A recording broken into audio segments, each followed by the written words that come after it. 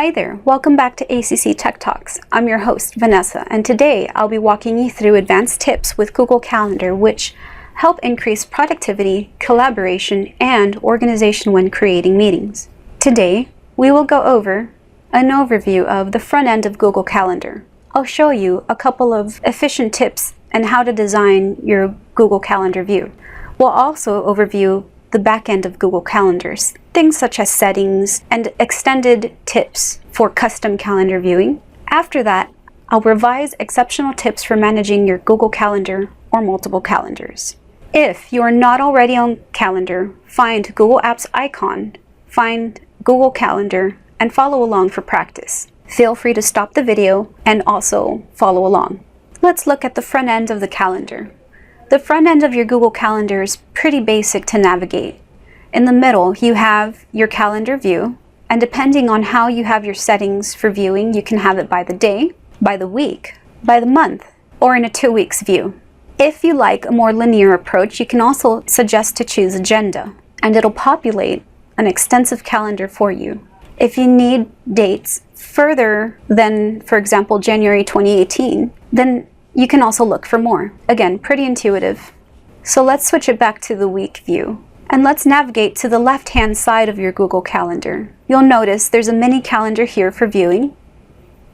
There's also another header called My Calendars. My Calendars is where we want to concentrate right now. This will allow you to customize your calendar, control multiple calendars for multiple targets, as well as share, and even sharing with people who are not using Google Calendar, such as Outlook or other calendars that they might have. Let's start by sharing this calendar. Notice that every time I hover over a calendar, I see a triangle that's pointing down.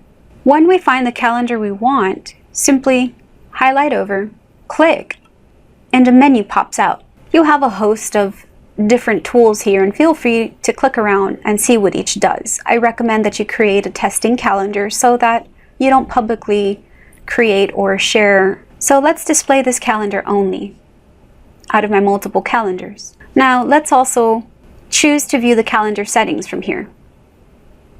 Notice 4 different menus pop up under your calendar details. You have calendar details, you have share this calendar, you have the option to edit notifications, and you also have the option to trash it if it doesn't serve your purpose anymore. List a calendar name, of course. Now, give it a description, especially if this is something that's going to go public viewing or if you're sharing with multiple people. Feel free to list the location. The more specific detail you give into this calendar, the more customized of a view you offer. Now, you can choose to automatically accept the invitations that come to you, and you can also choose a much more custom view of invitations that do not conflict with anything on your calendar, so as not to have overlapping events. Click Learn More to find out what each action does. So let's say you're ready to publish this calendar and you're ready to share with people.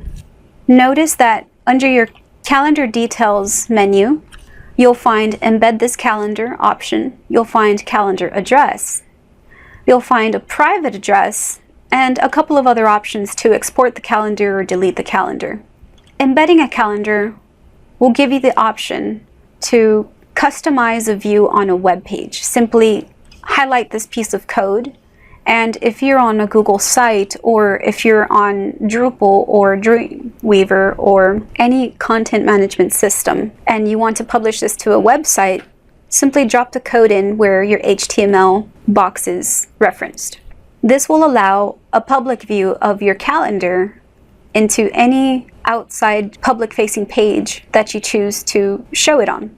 Now, Calendar Address gives you the option to create an HTML link. Notice, Google also prompts that you can embed Google Calendar into your website or blog. This configuration tool link that generates in this help box will allow you a step-by-step process and walk you through how to do that specifically. For our purposes, you can highlight and copy this HTML link, and a public calendar view shows up In any different capacity, this would be a public viewing calendar. They have the option to print, to see the week, view the month, or check the agenda. When you send this out, the public has an option to add this calendar simply by navigating to the bottom right half of the screen. You'll notice there's a plus sign, and when you hover over with your mouse, it says Add to Google Calendar. If I do such a thing, notice that my Google Calendar primary account pops up. And I've added the recording calendar to my stack of calendars, so now it shows up. So this is an efficient way to manage one calendar and share one calendar with a specific audience. I've also given you an option to embed this calendar or share this link. Now notice that your calendar address, as prompted here, no one can use this link, even though you have published it, until you have made the calendar public. Now, Google gives you the option to change your sharing settings by simply making a link available to the left-hand side. Go ahead and make sure that this calendar is shared with everyone in the organization and that this calendar is also public. Setting both these details allows viewers who are from an @austincc.edu domain, as well as sharing within the organization at austincc.edu, allowing you peace of mind that this particular calendar you're sharing with all the event details, or they'll be able to see only free and busy. So let's say public-facing crowd without austincc.edu domain will only see free and busy and will hide all the rest of the details. So think of scheduling purposes or scheduling bricks of meetings.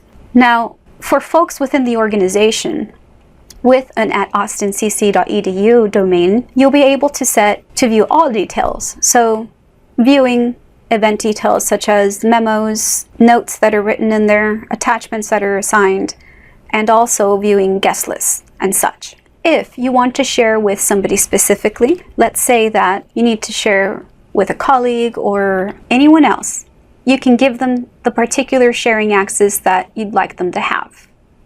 So I'm going to share this calendar, give her the same access I have so that we can consistently run on the same page.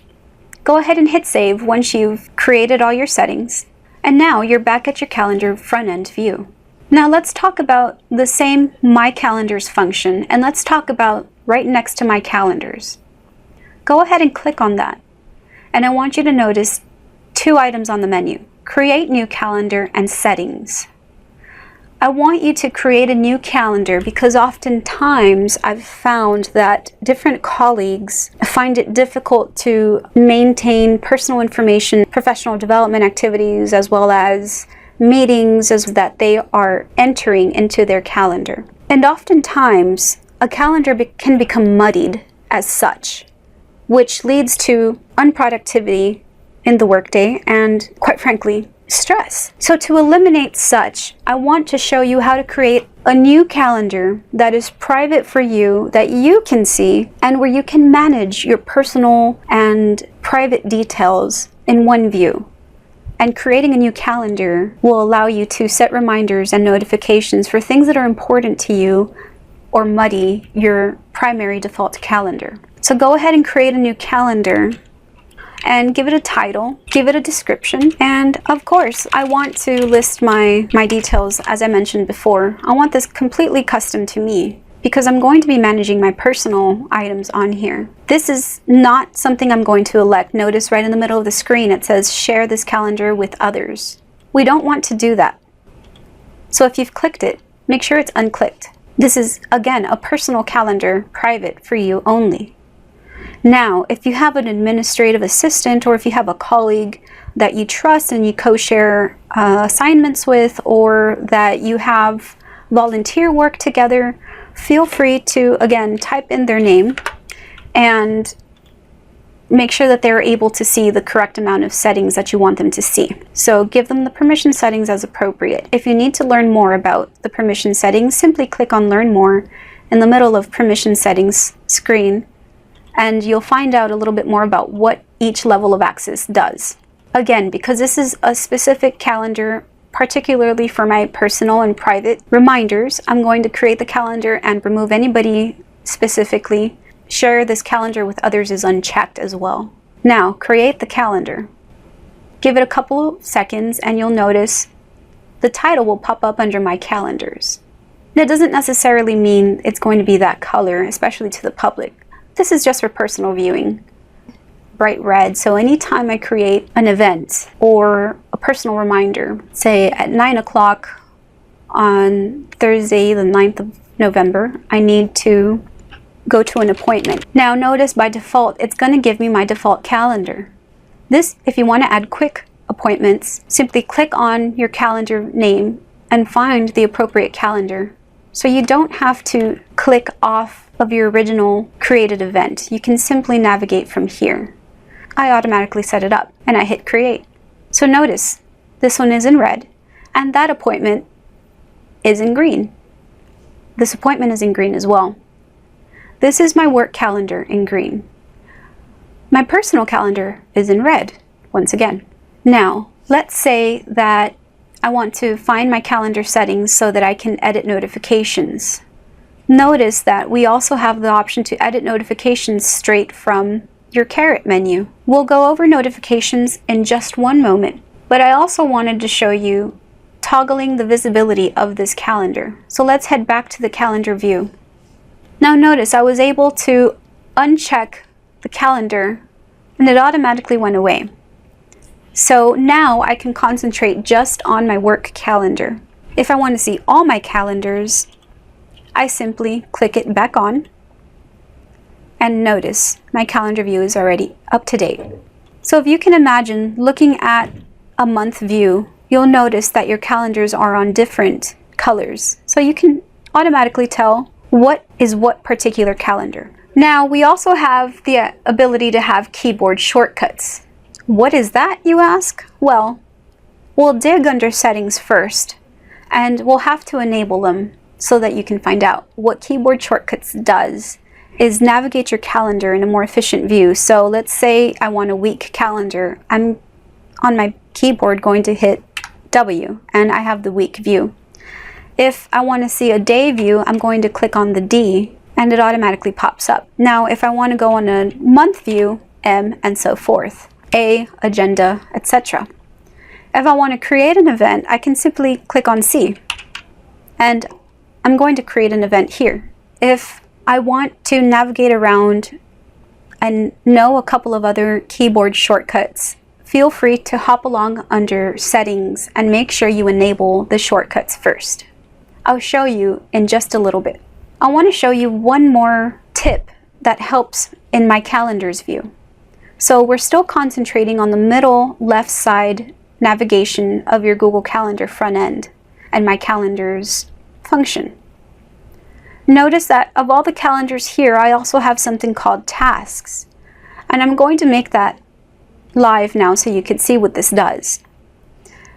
Recognizing that we have multiple accounts, multiple roles, and multiple projects, and multiple etc.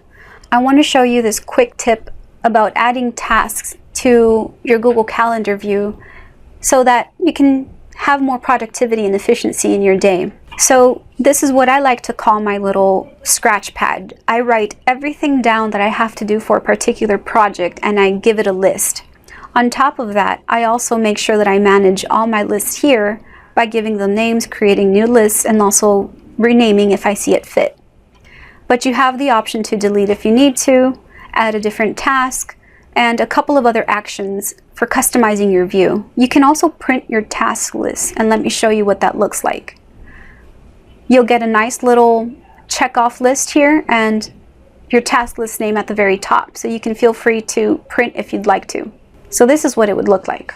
So this is another little quick tip for you to quickly navigate around the front end of your Google Calendar. If you have more questions about this particular practice, feel free to open up a task calendar and ideally try to see where tasks will fit into your Google Calendar flow. So one view, one menu, one dashboard, and a whole bunch of efficiency using Google Calendar and its tasks view.